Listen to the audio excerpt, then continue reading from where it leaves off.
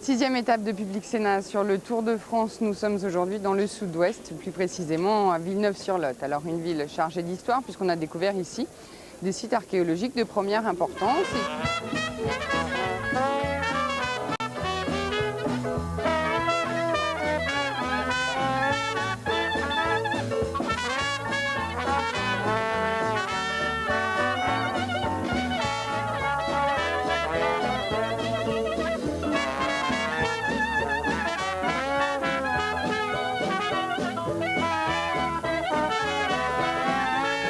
Cette année, pour le jazz, on va commencer très fort dès le premier jour avec le Trumpet Summit de John Fedis. John Fedis a été le directeur du Big Band de Dizzy Gillespie. Il a joué avec les plus grands et tous les ans, il réunit des trompettistes parmi les meilleurs. Cette année, donc, nous aurons 4 pointures internationales, dont je citerai Terrell Stafford ou Randy Brecker. Ça, c'est un point fort du jazz. Ensuite, nous aurons un autre point fort du jazz, ce sera le lendemain, c'est-à-dire donc le vendredi, avec la venue de Monty Alexander. Monty Alexander, c'est un pianiste d'origine jamaïcaine, mais qui est lui aussi un très grand pianiste. Il accompagne Barbara Hendricks quand elle chante du gospel, mais également il a beaucoup travaillé, notamment sur les films de Clint Eastwood ou des choses comme ça. Il est jamaïcain et cette année, il va venir swinger sur la musique de Bob Marley. D'accord. Je crois que ce sera un Donc, point une très ouverture fort. quand même. Hein. Oui, absolument. Et avec des clins d'œil justement sur les reggae. Ensuite, on aura aussi un très grand moment, je crois, avec le Tuxedo Big Band. C'est un grand orchestre de vingtaine de musiciens qui viendront faire un hommage à un autre grand orchestre des années 30, qui était Chic Webb, et qui avait découvert une jeune chanteuse à l'époque qui s'appelait Ella Fitzgerald. D'accord. Je crois que ça va. sera pas mal, ça va pulser. On va donner un numéro de téléphone, parce qu'on ne peut pas tout dire et vous ne pouvez pas forcément tout noter. Oui, le numéro de téléphone pour réserver, pour avoir des renseignements, c'est le 05 53 70 37 24. Bon ben voilà, le message est passé donc pour les amoureux du jazz et puis ceux qui ont envie de découvrir et du blues qui vient spécialement, et puis il y aura aussi les Lafayette Stampers. Alors eux sont un groupe de Villeneuve. Oui, on va les écouter un petit peu et puis on se retrouve avec eux justement juste après. Il faut quand même signaler que le leader des Lafayette Stampers est le vice-président du festival de jazz, donc Jean Depoix. Tout est lié. Alors justement, on les écoute et on se retrouve juste après avec Jean Depoix.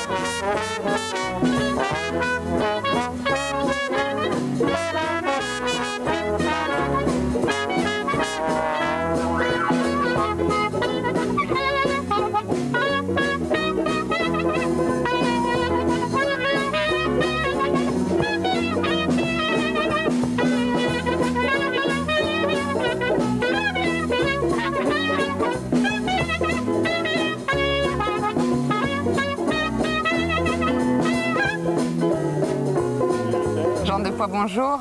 Donc ils vous ont nommé porte-parole, leader du groupe. Alors du coup c'est vous qui allez nous expliquer un peu cette aventure. Au départ c'était une bande de copains.